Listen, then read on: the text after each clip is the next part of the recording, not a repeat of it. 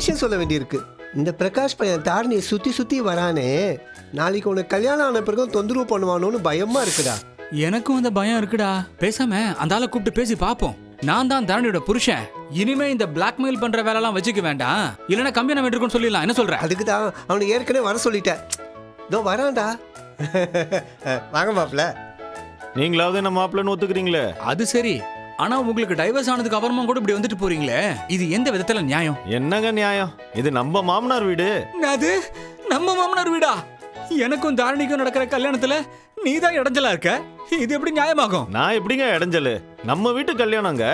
எல்லாத்தையும் சாதாரணமா எடுத்துக்கிறியே, உன் மேல லீகல் ஆக்ஷன் எடுத்தா என்ன பண்ணுவ? ஏங்க எனக்கும் லா பாயிண்ட்ஸ் எல்லாம் தெரியும்.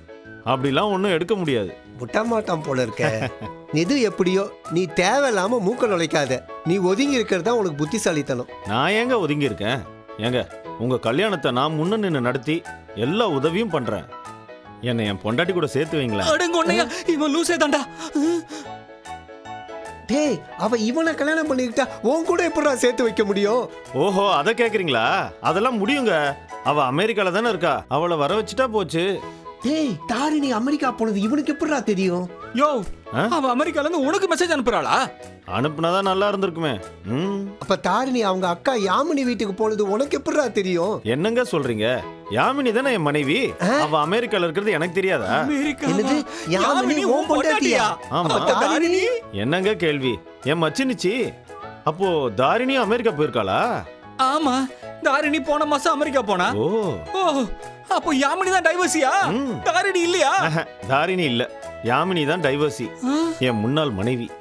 முன்னாள் மட்டும் இல்ல, எப்பவும் அவ எனக்கு மனைவி. சேகர் செத்தான். சரி, எனக்கு டைம் ஆயிடுச்சு. நிறைய வேலை இருக்கு. நான் கிளம்புறேன். பாப்போம். பாப்போம்பா.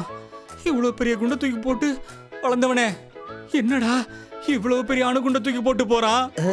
அப்போ தாரிணி டைவர்சி இல்லங்கிற விஷயம் அப்பாவுக்கு தெரிஞ்சா கல்யாணம் அரோகராடா. மறைச்சு வைக்கலாமே. எதடா மறைச்சு வைக்கலாமே? அந்த பொண்ணு தாரணி டைவர்சி இல்லைங்கிறதுயா? நீ எப்படாடி வந்த? நான் உங்களுக்கு முன்னாடியே வந்து அந்த மாப்பிள்ளை பையன்கிட்ட எல்லாத்தையும் விசாரிச்சிட்டேன். அவன் மூலமா தான் தெரிஞ்சது இவன் பொண்டாட்டி யாமினி தாரணியோட அக்கான்னு. யாமினி தான் டைவர்சி. ரெண்டு பேரும் ரெட்டை பிறவிங்க, பார்க்கறதுக்கு ஒரே மாதிரி இருப்பாங்க. இப்ப தாரணி டைவர்சி இல்ல. நீ அவளையும் கல்யாணம் பண்ணிக்க முடியாது, அவங்க அக்காவையும் கல்யாணம் பண்ணிக்க முடியாது. ஏன்னா இந்த பைய அவ மேல உசிரையே வச்சிருக்கான். என்னடா அப்படி பாக்குற? கவலைப்படாத, நம்ம தரகம் இருக்கானே முருகேசன், அவங்கிட்ட சொல்லி இன்னொரு பொண்ணை பாப்போம்.